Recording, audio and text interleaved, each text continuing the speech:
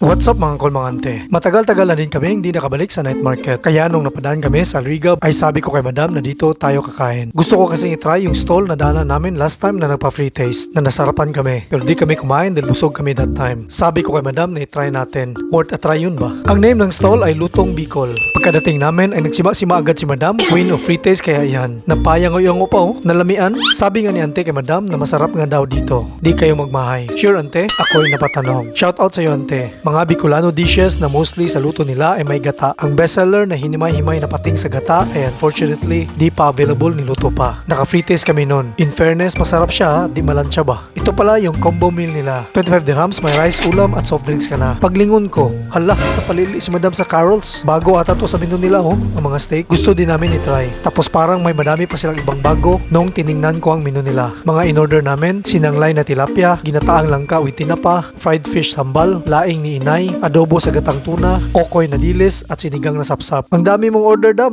Ang baon ko daw yan full week. Alam niyang di maubos para di daw siya makaluto. Maro-maro tong si madam ah. Sa Carol's naman, in-order namin bulalo steak 30 dirhams, ribeye steak 25 dirhams lang with rice na. Bago din na baked potato at salted egg bibingka. Sa walang atik-atik, and-enjoy namin ang mga food yung simpleng lutong bahay pero panalo ang lasa. Gusto din kasi namin ang mga luto na may gata ba. Pinaka na-enjoy ko ay ang mga gulay dishes na laing at ginatang langka. Maliban ng doon sa sinigang na sapsap. Medyo kulang kasi sa asim para sa akin. Pero kung kayo diskumpiyado, umorder agad ay walang problema dahil may pa-free taste sila. Sa Carol's naman ay mas nagustuhan ko ang ribeye steak na mas less thick at mas creamy ang sauce kumpara doon sa bulalo steak. Medyo chewy din kasi yung bulalo steak. Pero tong baked potato nila ay panalo talaga. Nung tinikman ko to, sabi ko na parang chili con carne.